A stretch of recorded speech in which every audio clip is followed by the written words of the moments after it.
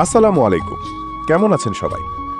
আজ ভাঙ্গুড়া উপজেলার বিস্তীর্ণ চলনবিল জুড়ে যেন সোনালি স্বপ্নের ঋতু নেমে এসেছে। চারদিকে শুধু পাকা ধানের হাসি, বাতাসে ভেসে আসে নতুন ফসলের ঘ্রাণ। সূর্যের প্রথম আলো মাঠে পড়তেই কৃষকেরা কাঁধে কাস্তে নিয়ে ছুটে যান মাঠের দিকে। সকালবেলার শিশির ভেজা ধানের শীষ আর কৃষকের ব্যস্ত পদচারণায় জীবন্ত হয়ে ওঠে পুরো বিলাঞ্চল। দল বেঁধে কৃষকেরা আনন্দের সাথে সোনালি ধান কাটতে থাকেন। কারো মুখে গান, কারো মুখে হাসি, কষ্টের মাঝেও যেন এক অন্যরকম শান্তি লুকিয়ে থাকে। ধান কাটা শেষ হলে সবাই মিলে ধানের বোঝা সুন্দর করে সাজিয়ে নেন। তারপর এক এক করে মাথায় করে সেই ধানের বোঝা বাড়ির পথে নিয়ে যান।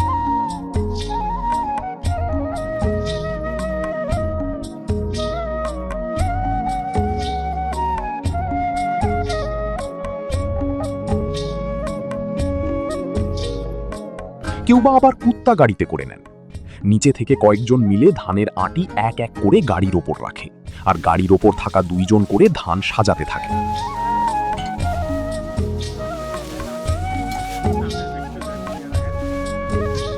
তারপর সাজানো হলে গাড়ি নিয়ে বাড়ির দিকে যান।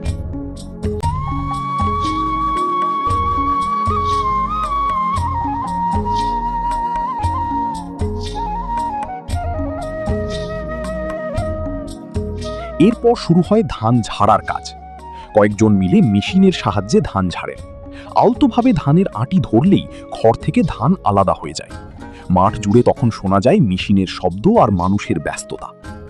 ধান ঝাড়া শেষে সেই ধান কুলায় করে বাতাসে ওড়ানো হয়।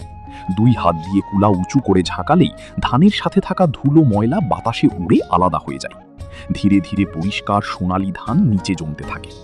এই দৃশ্য যেন বাংলার চিরচেনা গ্রামীণ জীবনের এক অপূর্ব প্রতিচ্ছবি। সবশেষে ভোরবেলায় সেই ধান সিদ্ধ করে বিশাল আকারের এক ধান সিদ্ধ করা কড়াই ওপর অনেক ধান রেখে আগুনের আঁচ দিয়ে সিদ্ধ শেষ করে। এই রোদে শুকানোর জন্য উঠানে ছড়িয়ে দেওয়া হয়। কৃষকেরা পা দিয়ে ধান সমান করে ছড়িয়ে দেন, যাতে রোদের তাপে দ্রুত শুকিয়ে যায়। দিনের পর দিন পরিশ্রম, ঘাম আর সংগ্রামের মধ্য দিয়েই গড়ে ওঠে চলনবিলের মানুষের জীবন ও জীবিকা। এইভাবেই চলনবিলের মানুষ প্রকৃতির সাথে লড়াই করে মাটির সাথে মিশে থেকে জীবনের গল্প লিখে চলেছেন।